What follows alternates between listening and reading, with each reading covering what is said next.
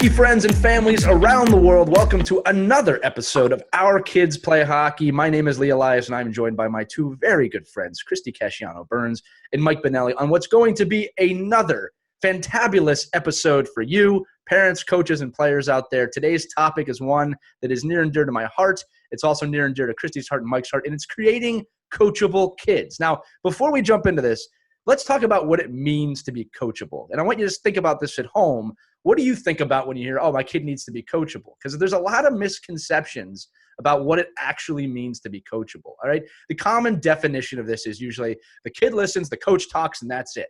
And it's just not that simple. This is a two-way road between parents and kids, coaches and kids, kids and parents, kids and coaches, and so forth and so on. It's also about letting kids be creative and letting kids be accountable and creating an environment of learning. To me, that's what coachable means. We're going to jump into this right now. The first thing we want to talk about is ways coaches can create coachable kids. And for that, I'm going to throw it right to Mike Benelli, the coach here. Nothing against the mom yet, Christy. We will get to that. But Mike, the first thing I have written down here when we're talking about creating coachable kids is to establish trust. It's the fundamental element. It's the fundamental foundation of any relationship. So I think before you can even talk about coachable anything, there has to be a trust between the player and the coach. Is that correct? Yeah, I mean, you have to create an environment for your players to understand that you're on their side. You want them to develop. You have to be. You can't just say, "Hey, I'm available all the time," and then brush them off. You have to be able to be approachable. Speak to them in the proper terms. Know age appropriately who you're talking to, and what the age is, and like we've had a lot of themes here, right? Work with the parents to help them work with their children. Right. And I think if you're communicating and you're open and you're honest, it goes a long way into creating coachable kids on your teams. Well, and that dives right into the second thing, which is great communication. And again, this is a skill that some coaches really have well, other coaches don't. And in either way, there's always room to learn. I do want to jump to Christie real quick because, Mike, you brought up a great point about, coaches have to interact with the parents a bit. So, Christie, from a coaching standpoint, meaning coach to a parent, what are some of the things you think that make a good coach to being making coachable kids as the parent of those kids? All right, we'll go back to the definition of coachable. I mean, simply, it's just the ability to be coached. And I think, in my opinion, attitude has a lot more to do with it than an athletic ability. Right. And I talked about this last night at dinner with the kids because they were saying, "Hey, Mom, what topic are you talking about tomorrow on the podcast?" I said, "Oh, we're going to do coachability." And I looked at them. I was very honest. I said, no matter where you were, what level of hockey you play, no matter what coaches always complimented both of you to me and my husband about your kid is so coachable. And I threw it back at them. I go, why do you think that was? And they said, well, I think it's because we really appreciated when they took interest in us, cared enough about us to want to correct whatever it is that we weren't getting. And we didn't always perfect it. And as Joey said this last night, sometimes, the coach would see that I was doing a drill wrong and, he pointed out, he'd yell at me. And I looked at it as constructive criticism. Hey, this coach cares enough about me that he wants me to fix what I'm doing wrong.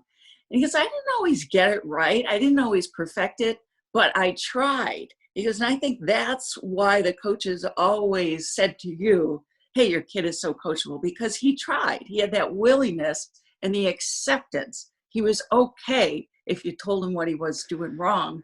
And he looked at it more in a positive way. So I really think attitude really comes into play here. Parents can play a big role here. Well, the first thing I want to say is that I am honored that this show has made it to dinner conversations at your house. I think that that's a huge deal. I mean, there's levels of success, but I'm going to tell you, being at your dining room table is a huge one for me. I don't know how Mike feels about that. That's where I'm at. Yeah. Well, you've got two hockey kids at the table. What else are you going to talk about? Get the answers out of them. But I do want to echo something you just said, and this is for the coaches listening to the show.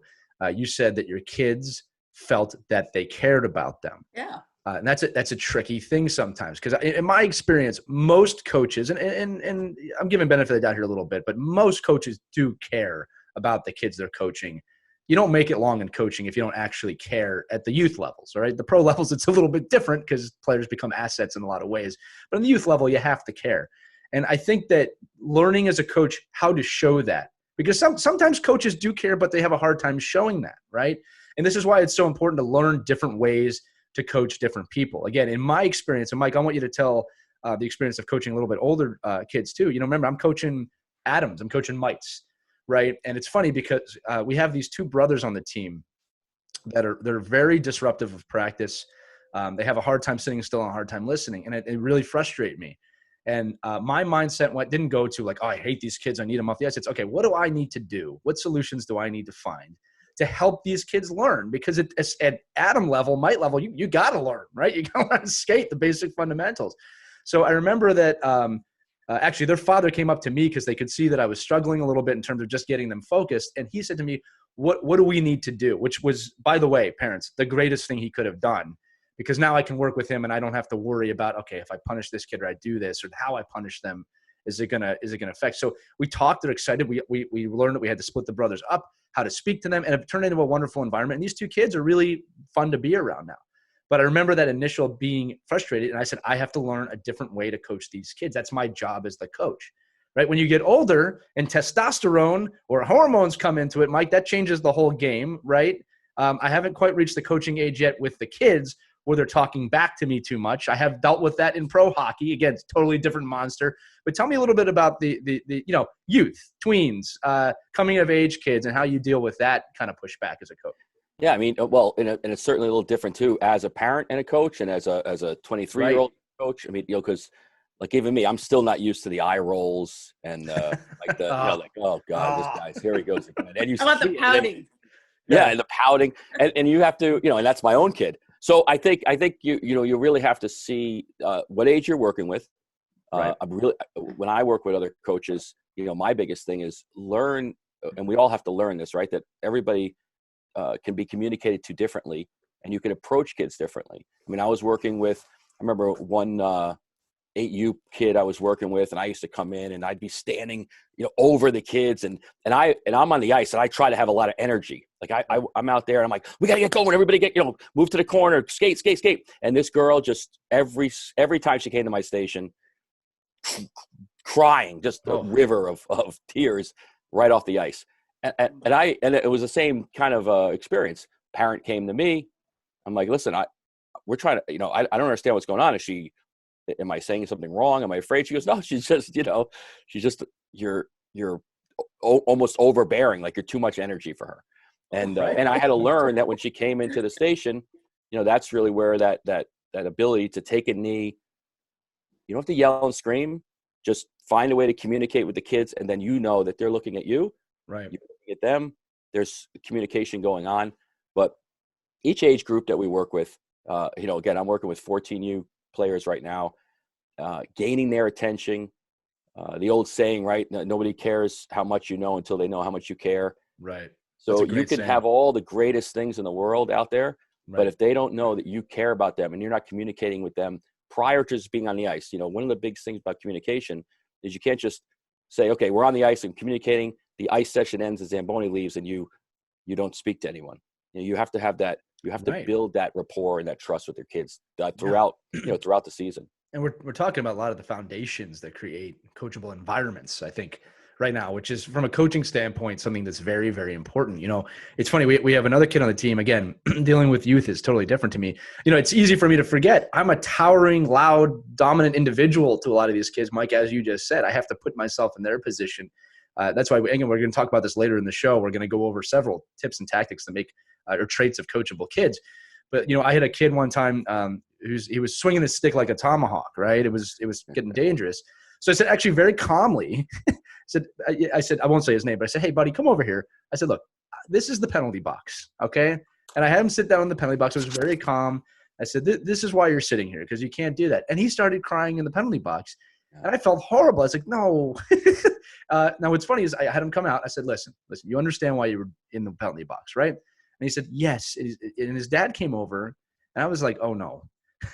His dad said, listen, you did the right thing. He's a very emotional kid. What can we do? And again, that communication is making his kid more coachable. Now, perfect time for a transition here. And Christie, this is where you get to shine, right? We're talking about how coaches can create coachable kids, but there's also a reliability on the parents to create coachable kids, which you did magnificently, right? But the trick is that this is a two-way street. Coaches have to work with parents and in turn work with the players to make a coachable environment.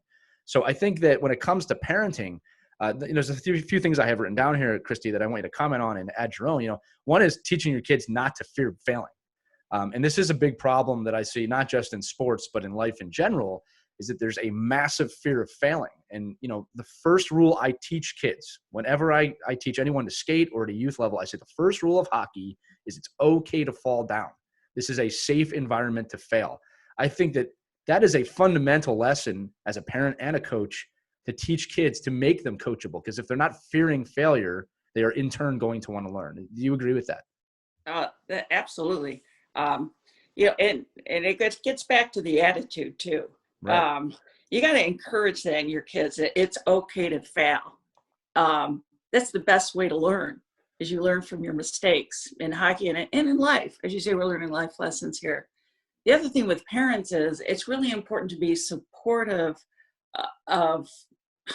They might feel badly after they get off the coach is just, harping on me, criticizing me all the time. And they want you to side with them, to join them. Mom, isn't that a horrible coach? Right. He's picking on me all the time. And don't fall into that tendency to want to join them and kind of, commiserate. Yeah. Commiserate. That's a good word. Yeah. Don't commiserate with them. Separate yourself from them and say, well, what did the coach tell you? Well, he says my head's down the whole time, that I need to look up more. Isn't that ridiculous? No, you know what? It's really not ridiculous. You ought to listen to that coach, right? And you're going to become a better skater. You're not going to get checked as much. You're not going to be, you're not going to lose control of that puck as much if you keep your head up. Actually, your coach was right. So rather than criticize the coach and join in and chime in on the negativity, try and find the reason. If it's constructive criticism, right, it's usually going to make your kid a better skater, a better player. I'll tell you this. My father and my mother taught me a lot of lessons growing up, and I remember a lot of them. But I remember the ones that stood out or stung the most was when they would agree with the coach. We didn't skate hard enough today, right? And I remember in the moment that hurt, but I remembered it. Yeah. And you want your parent to side with you. This coach is picking on me. He doesn't see what a great player I am. Well, no, he really kind of stunk up the ice today, to be honest. Right. I think to Christie's point earlier about coaches telling her that she has coachable children and I'm sure your kids' teachers felt the same way. They probably felt like, oh wow, your daughter's in class. She really loves to learn. She really loves to be here. She respects the learning process. But so that goes across, all planes. If you could tell as a parent, as a child is speaking to you, or as a coach, how a child is speaking to you, if that is coming from the kid or coming from the car. Right. And, or coming from the dinner table, or coming from, other resources that you're around your children 95% of the time. The coach only has them for that little period. And you need to know, listen, either I'm supporting the coach here and I'm going to allow my son or daughter to fail, but I'm going to coach them, because that's our job as parents. I'm going to coach them to be coachable. Right. And then when there's conflict, I'm going to teach them conflict resolution and how to get through all that. But I think that just goes back to who you are, Christie, based off of how you're getting the results from your kids, is that you obviously weren't somebody in the car bashing the coach and program. I think it's also important. You don't want to undermine the coach, especially when their criticism is being constructive and helpful. Absolutely. And it's important to mention too, Chris, that you said, you spoke with your kids, a couple quick tips for parents out there. This can be very dangerous to your relationship with your kids. In my home, all right, we I don't want to say forced, but we have family dinners every night. We sit around the dinner table, we talk, we do things. We try not to be on our phones. We're very conscious of family time, right? Don't underestimate as a parent how important that is to your kids. And like Mike just said, the coach is with your kid a fraction of the time. It's a little bit lofty to think that someone who's with your kid an hour or an hour and a half, or maybe 3 to 5 hours a week, is the problem all the time, right? That's a fraction of the week. But going back to failure, another great tip for parents. This is a little bit of a hard one and takes a little bit to get used to. I ask my kids every night, what did you fail at today? I picked up this tip from a CEO. I can't remember her name, but that's what her father did, and I've adopted it. What did you fail at today? If you do it in a positive way, you're teaching your kids, I want to know what you didn't do well today so we can find a way to get better at it. We're ridding them of a fear of failure. And it's not an easy question to ask, and it's not easy to watch your kids squirm and look for an answer, but better now when he's 6, 7, 8 than when he's 30, 40, 50, which is something that, a fear of failure is a thing that follows most people around their entire lives. If you can break that early, that will create a coachable kid. The other thing too is I think it's really important to create a clear distinction between earning something and being given something. I think this is a major trait of being coachable, is kids knowing that they have to earn it. It's not just something you get, especially when it comes to skill sets, right? Like a lot of kids, well, I just want to be able to do this. Well, you have to earn it. You have to work at it. You have to earn your ice time, right? And if you work hard at it, you'll get it. And again, this starts in the home, right? We're very conscious, and I'm sure you two are as well, that a lot of parents out there, if you want to get the video game, if you want to get this reward, these are the things you have to do to get it. These are the steps you have to take to get to your destination. Start that early. Start that early in your house, right? And don't suppress intrigue. And again, I'm going to let you guys comment on this in a second. A lot of times, my son asks me all the time, "Hey, can I tell you something?" And I say, always tell me something as long as I'm in the environment to listen, right? If I'm working, now's not the best time, but I want you to tell me something. Allow them to learn to ask questions. A lot of times I see parents go, no, not right now. Go away, right? And don't get me wrong. We all get there. I'm not impervious to that either. I've been there myself, all right? But I want my kid to be inquisitive. I want my kids to ask questions because that's how you learn, through failure and asking questions. So we're talking about a coachable kid. Right? You want the kid to ask a lot of questions. How do I do this? How do I do that? You want them to know how to learn. So I'll go to Christie first and then Mike, with those things, right? Earning something. Don't suppress intrigue.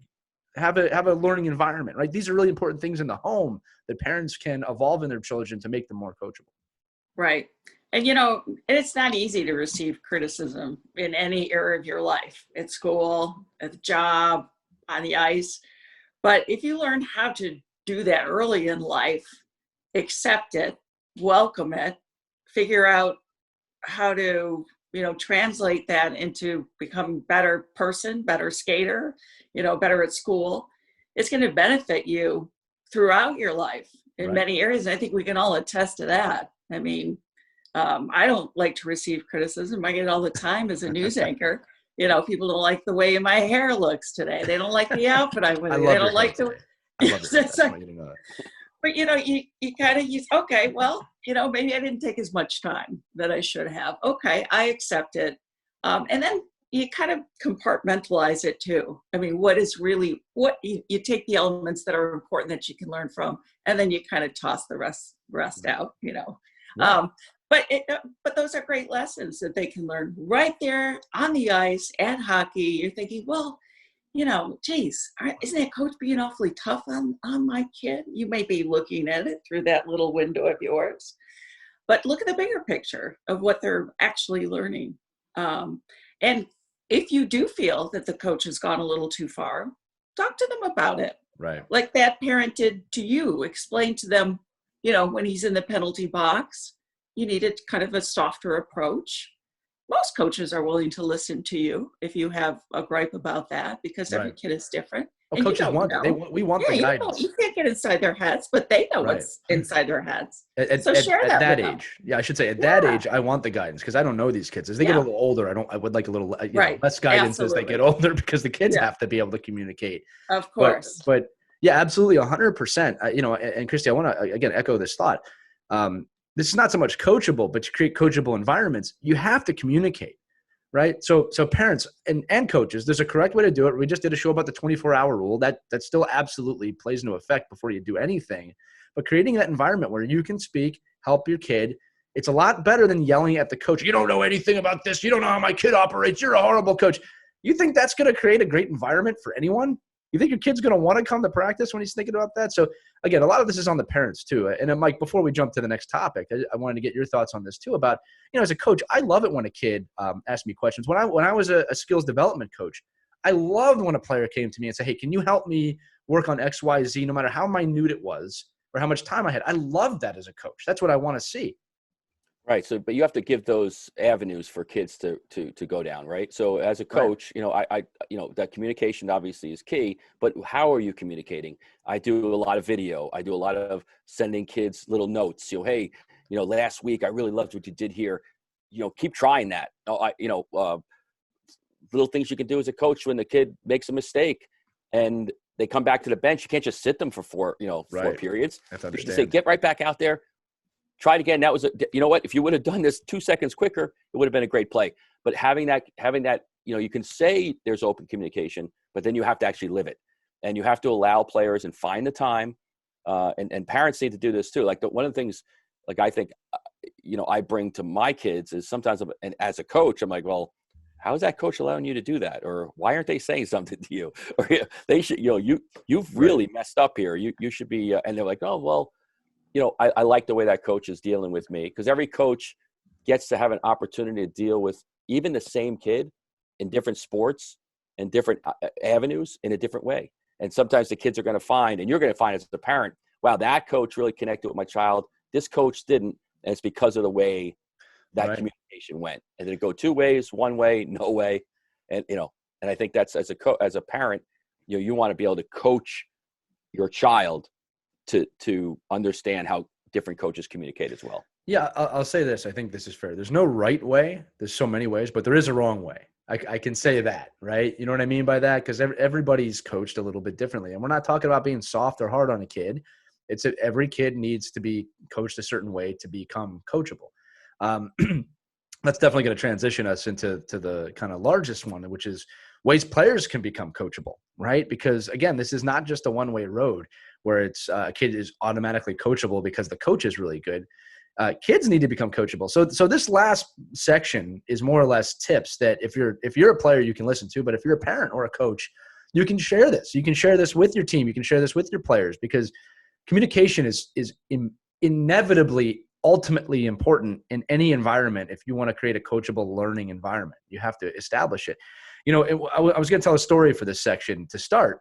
And then we're going to go into 8 traits of coachable kids, which is a USA Hockey staple. And I know Christie's got a magazine to share, and I get some fun stuff with that too. But, there you go.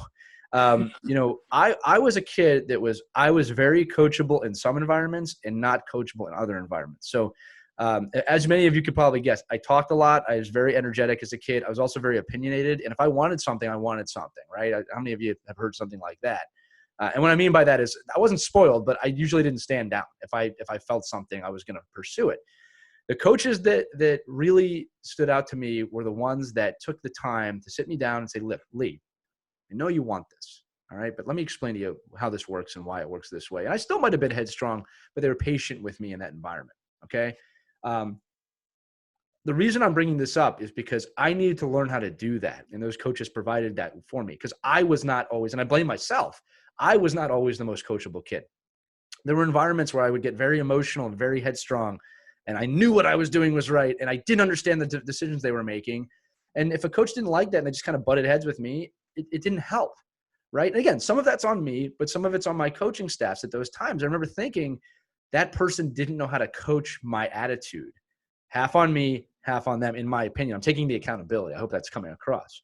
Right. But that's my point, is I was willing to be coachable. I loved being taught, but I needed, as Mike, you said earlier, and Christy, you too, I liked the attention of knowing they cared. And sometimes that didn't come across the right way. Right. So that's just a story. And again, 2 ways. I could have listened more. I could have evolved my thinking. I could have opened my mind more. I had to learn how to do that. Go ahead, Mike. So Lee, but how many stories have you heard from adults that said, I hated that guy? Like, right. That coach was, and then they end up coaching that way. Right. Like they just, they just said, that was I, at the time when I was 13, 14, 15 years old, I had no interest in listening to that coach. I had no interest in thinking that coach knew what he was talking about. And now that I'm a parent, I'm like, wow, I can't believe I sound just like that coach. Right. And I said, it's really one of the reasons I love having older, like junior players, 18-year-olds, 19-year-olds come and coach with me at the 8U and 9U and 10U level, is because they get to see the eye rolls and the communication and I can't believe this kid's not listening to me. Well, make it more fun, whatever it is. But we all can reflect back on the good and the bad. Hopefully we replicate the good, right? And learn from the bad. But a lot of us went through, I was the same way. There were certain coaches that I would butt heads with. And now I look back and say, wow, that was a really great experience. And it really molded me to be the player I was because of the way that coach was able to, connect with me. Maybe not at 13 with the way I liked it, but just to your guys' point, sometimes there's harsh realities here, and we have to be honest with the kids. Right. And sometimes I think parents, you got to be strict with your kids. I mean, if your kids are throwing antics on the ice, if the coach is telling them something they don't like and they're throwing a stick down, or they storm off the ice, or if they're trying to get you to pull back because they need you to pass and you're not passing, you're dominating the game, you're not listening because you think you know how to win the game other than the coaches. You need to pull your kid off the ice. I'm serious. Right. You tell them you're done. Until you change your attitude, you're not going to skate again. You're done. And I think parents are afraid to do that. And they should. They'll learn fast. Trust me. Well, Christie, you have to be can I just add one thing, just from a coaching perspective and my experience, that there's too many parents out there that want you to be the disciplinarian. Right. They're like, hey, Mike, you've got to rope this kid in. You could do whatever you need to do. I'm like, well, I see him on Thursday nights at 7:00. I said, why don't you do something? So I think that's where, Christie, to your point, we all wish there were more parents that said, oh, this is just going down the wrong path. But if a kid is throwing a stick or gets in a hissy fit or loses their mind on the ice, that usually doesn't happen like in a just in a vacuum. There's things leading up to that, and we all have to work together to make sure we can make a coachable player because of the way we can all work together. It's a triangle of it is a triangle. Support. You're right. Right. But parents, you can play a huge role here, especially when it comes to behavior on the ice. I'll take it a step further. Yeah. I'll take it a step further for both of you. This is a fundamental truth. You can't go to the gym once a month and get ripped. It's a daily thing. You got to go every day, right? So when it comes to a kid's behavior, you can't go to practice twice a week and expect them to come home disciplined. It's 2 to 3 hours of the week. It's something you all have to practice all the time. So I'd go as far to say, and again, not to be a scapegoat for coaches here, but this is far more on the parents than it is the coaches in terms of creating the environment where this continues. And Christie, again, you've said it earlier, parents run the risk of falling into this trap of commiserating with their kids. Like, oh yeah, coach was really hard on me today. Yeah, he was. Let's go get some ice cream. No, you don't reward them. No, you're right. Let's get out of this program. Let's go to another program. Right. Yeah. And then you go to that program, like, man, these coaches stink too.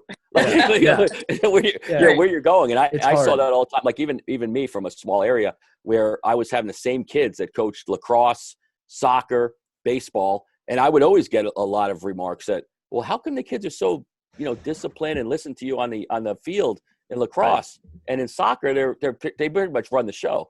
And it's because it's just the way you're going to approach them. But to Lee's point, you can't win that battle if you're seeing them 2 hours a week. It has to be a combined effort. And, and sometimes, I think as the kids get older, and Lee can attest to this, when we talk about traits of a coachable athlete and a player, that becomes more and more and more important as the intangibles of why you pick kids on teams become front and center as to why you make a team when you're 17, 18 years old. Look, I can tell you that starts at probably the old bantam midget levels, and it gets even more important at the pro levels. And I can tell you this right now, for those of you listening at home, at the pro level, I do want the most talented athletes. That's 30% of what I'm looking for. Because as you get higher and higher in the pro ranks, Sidney Crosby's, Connor McDavid's, they are very rare. Okay. The truth is most players at the pro level are around the same skill set. You're talking about a variance of 0.05% per player in terms of skill. Right. So what you look for is character. You look for people that are coachable. You look for people that can be part of a team. Again, if you're aspiring for your kid to make it to the next level, even in college, right, you're looking for the right mix that's going to create a winning environment. And I can tell you this right now, talented teams that don't have that don't win. They just don't. I've never seen it happen. I say this all the time when I'm doing my public speaking. I've never been a part of a team. I've never coached a team. And I'm sure with my kids, I'll never see a team where they win the big games and they win all the time. And everybody goes, man, I really hate everybody on this team, but we did it. No one ever says that. If you think about every championship or winning moment in your life, there was some level of camaraderie there that existed, because it's impossible not. Christie, you work in television news. It's a team, right? You're the one on camera, but it doesn't work if the camera operator, the director, and the producer, and the CG person, and everybody all have to work together. And I'm sure you've had experiences where that didn't happen in the broadcasts, where they suffered because of it. Oh, it fails miserably. And I always start, whenever I address anybody email-wise, it's always, hi, team. Hello, team. I love it. I always begin my email that way, because that's the way it is. Right. We really are a team. So it takes every single one of us. And if one link is broken, we look bad on TV. It's the weakest link. It's the weakest link proposed. And again, I think that's important to know, that a team is also a very important trait of being coachable. That's a whole other topic for another day. But we wanted to end the show on this. These are 8 traits of coachable kids. Now, we waited to the end to do this because we wanted to make it very apparent that parents, players, and coaches all play a role in allowing these things to be present, right? You can tell your kids, as a coach or a parent, till they're blue in the face, you need to do this, all these traits, but the truth is you got to work at them, right? Again, I'm going to group them together because I want to comment that some of them go together. The first 3, good eye contact. Number 1, being front and center and sitting still. Those are the first 3, eye contact, front and center, and sitting still, right? These are traits that are learned through time. If you're a parent, when your kid's in trouble, how often do you say, look me in the eye when you speak to me? It's a very important thing to do. If your kid's doing this kind of thing, like that, look me in the eye. It's very hard for them. Teach them to do that early. Be front and center. I'm speaking. Stand tall and look at me. This isn't just punishment, obviously, right? Sit still. Very hard when they're young. All right. But you can explain to them, every time you're moving, you're being distracted. And when you're distracted, you're not listening. And I have to tell you this again. Do you want me to keep telling you this? Stand up straight. Look me in the eye. Sorry, I've had a lot of these conversations in my house recently, if you can't tell. All right. Yeah, this is a topic near and dear to your heart. Right. Huh? Right. Yeah, I might be venting a little bit as a parent right now. We don't know. But Christie, this is exactly how I train my lab. So it's basically the traits are the same. It doesn't matter where you're at. Sit, look me in the eye, relax. Yeah. Here's a treat. Right. And I think that you also have to make sure your kids know to show respect. Right. Be respectful. And all of those traits are important traits to have for the rest of their life. And if you ask any coach, if your kid is respectful, it shows in many areas, on the ice, off the ice. And they're going to go right up to the top of that coach's list as one of their favorite players by being respectful. That is so important. And that means, like, when the coach is talking, you get down on one knee as a team, and you look up and you listen, focus, pay attention, show respect, be quiet, don't be rolling your eyes, pouting, when they say something you don't like. That's an important part of just having that camaraderie too, because if you're all on the same page, you're all going to feel good about what you're doing, not only on the ice, but off the ice too. Absolutely. And I got to mention here too, coaches, you do play a small role in this. Make sure that when you're addressing your team, it's something worthy of their attention, right? I've had coaches in the past. I'll never forget this. When I was in college one year, we had a coaching change. And for the first 15 minutes of practice, I'm not kidding.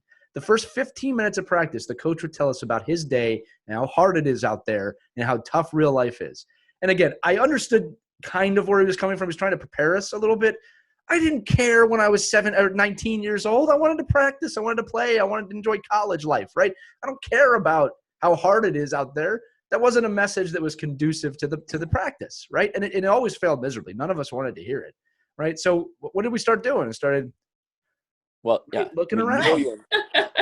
Know your environment, right? If you're going to speak to an 8-year-old on the ice, right, it might you're going to fail. I mean, you're just make it. It's got to be like 4 seconds, and they even do a drill, right? If the kid is 8, the drill is 8 minutes. If the kid is 6, it's 6 minutes, right? Just, but I think that those 3 points of an eye contact, right, and I've seen in the last, let's say, 10 years, the inability for children to look you in the eye, right, because of their phones and their iPads, and they're coming from a different environment.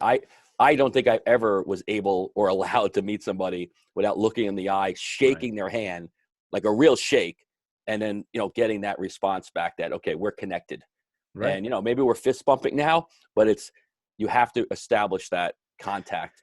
And for children, and this goes back to Lee's point with the kids or the parents, we need to help train our kids that, hey, you know what's going to be great with this coach? Look him in the eye or her in the eye, pay attention, be engaged. And you could say that with an 8-year-old because they do it in school. And if your kids are, if they're not sitting on their mat, right, they have to sit on their hands or something, right? They stay still, listen. But you also coach have to make it engaging enough where they don't want to go in another world either. I think it's also, and tell your kids that, you're not perfect. No one is perfect.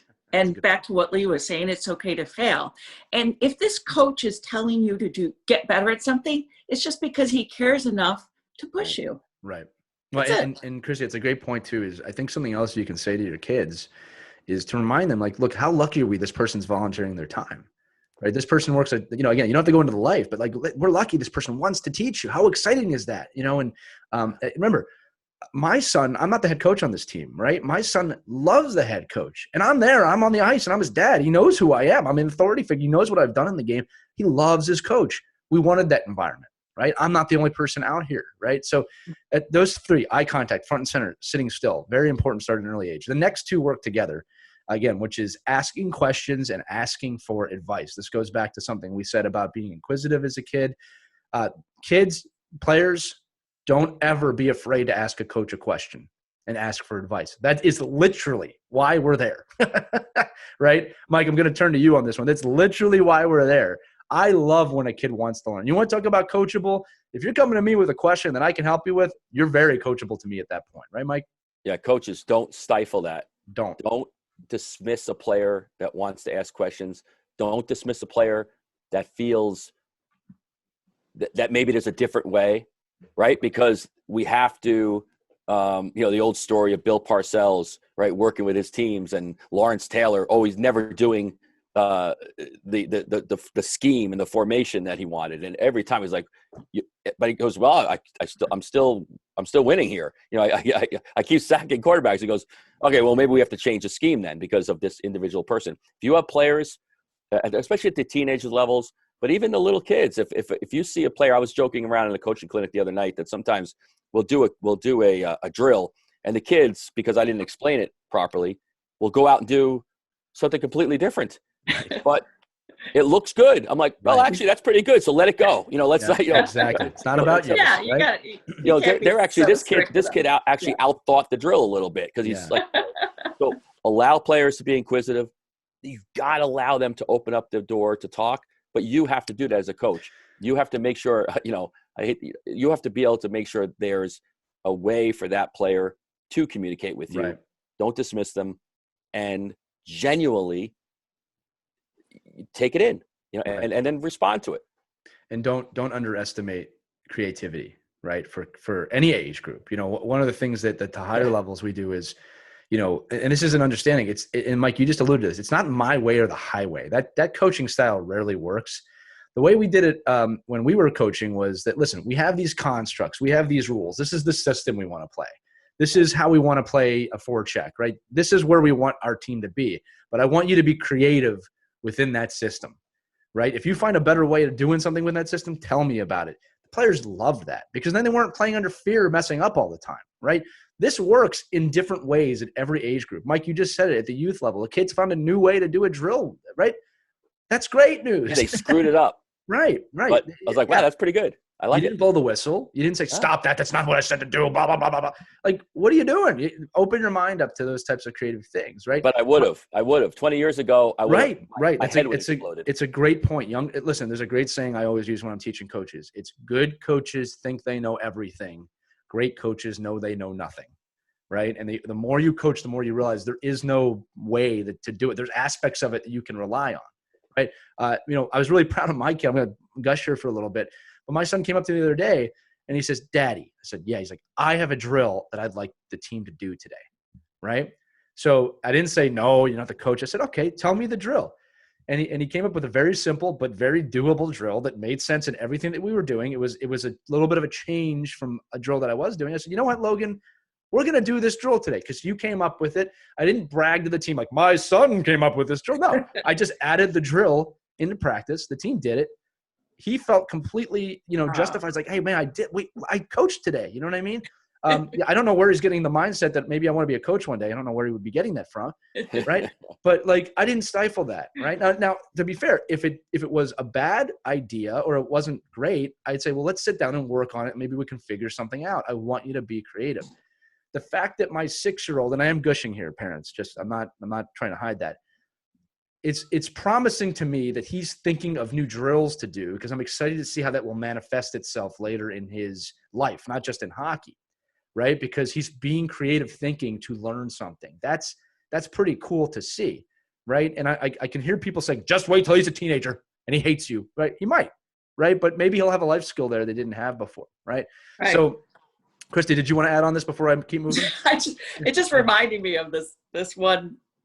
Oh my gosh, it was so funny. So we had a kid who was a hot dog. He knew everything type of a kid.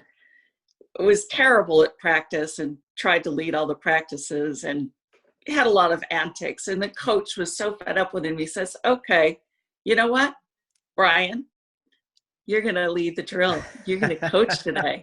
Love it. And it was horrible. Right. None of the kids were listening to him. None of the kids respected him. They were throwing their sticks all over, horsing around, and he was so frustrated.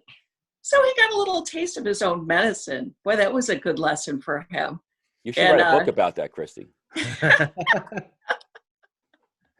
could be the next series. What's that? Oh my God! Look at that! That just moved by the screen there. I don't know. So it was a great okay, come on up here. I'm going to put you in my shoes and see what it's like. That changed all the kids' attitudes. My 12U teams every year, I always have the kids give me drills. I would say, listen, I need you to give me your 3 favorite drills. That's awesome. It's going to be our drill bank. We're going to name it whatever you want. You want to name the drill, as long as it's appropriate. You could name it, and you could see they're thinking cerebral, like, because I try to get them to think like just your son's probably thinking, I'm building a drill that looks kind of like the game. Right. And, there's something we're doing wrong and I think I can fix it. Well, here it is. And I think that's, give our kids a lot more credit for that and let them allow that communication to happen. Yeah. I when I was coaching college, I came up with a lot of my own drills. I made up my own drills, and I would always send out a kind of a questionnaire at the end of the season where I'd interview the kids one-on-one and say, what was your favorite drills this year? What drills didn't you like? I want to know. And I'll tell you what, the next year they were always very accountable in the drills they liked. I remember I wanted to create a drill that created the urgency of the end of a game, like when you're 1 goal down or tied. So I looked at football's 2-minute drill and I made hockey's 1-minute drill. And you had 60 seconds and you had an objective and you had to accomplish it. It created a lot of urgency and they loved it. But I didn't know they loved it during the season, after the season. Yeah.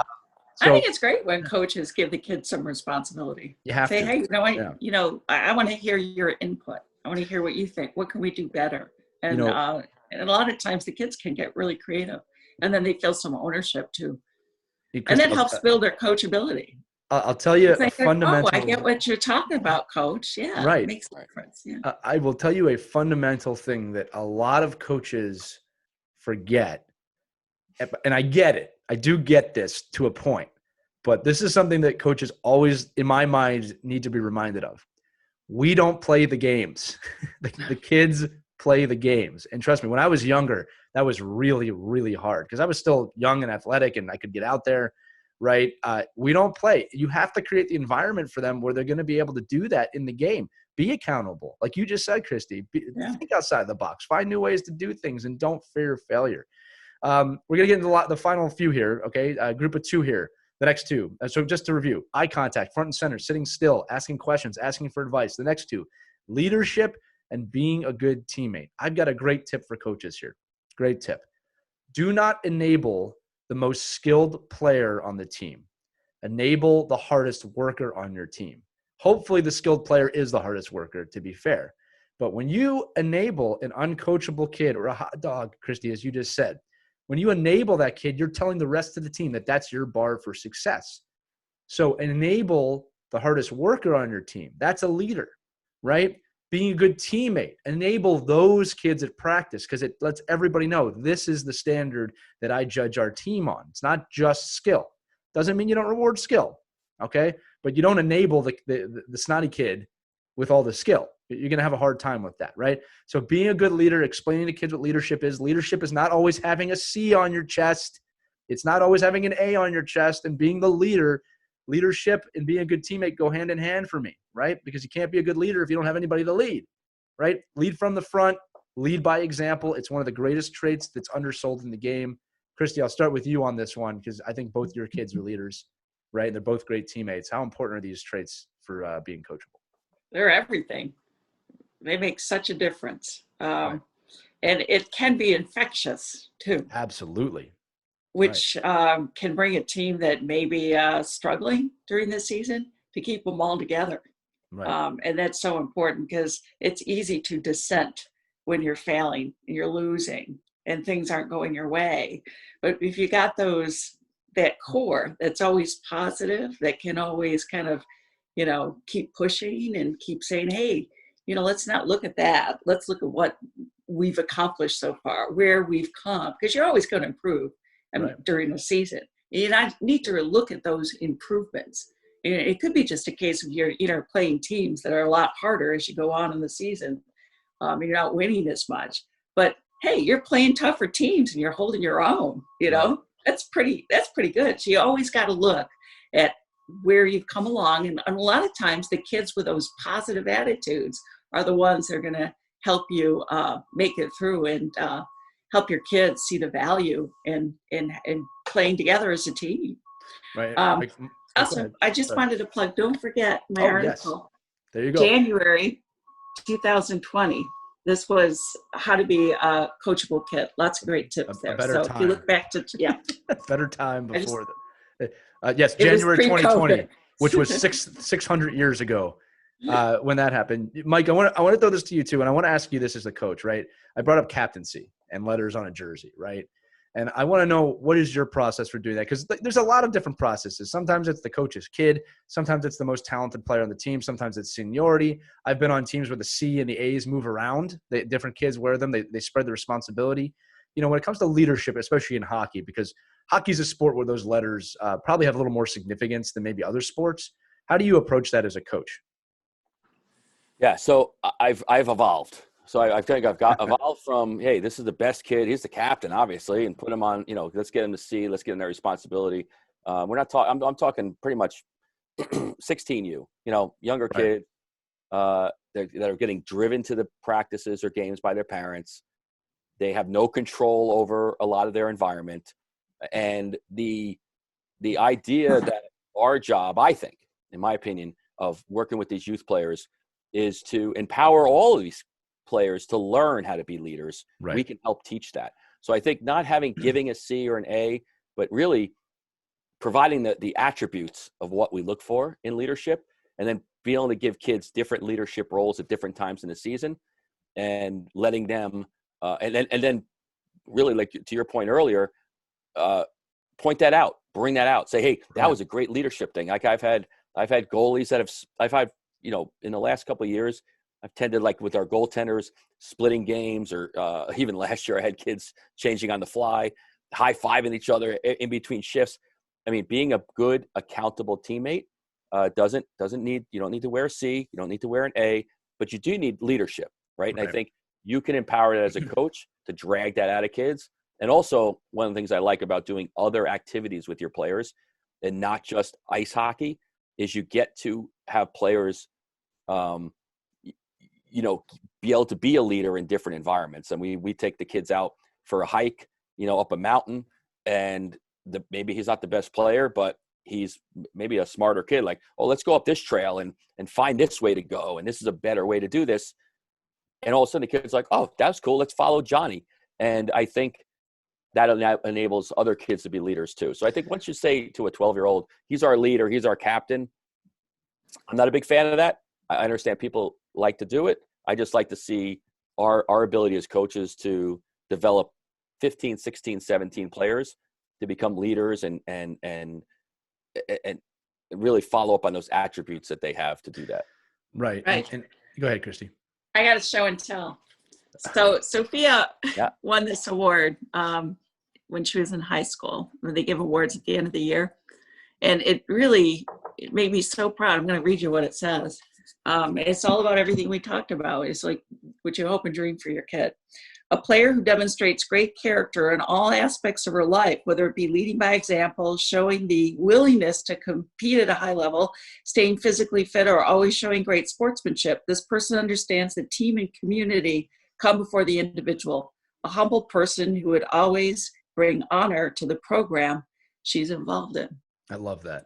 That's phenomenal. Yeah. And congratulations to her whenever. I know that wasn't too long ago. That's a huge. No. Yeah, and it says a lot. Yeah.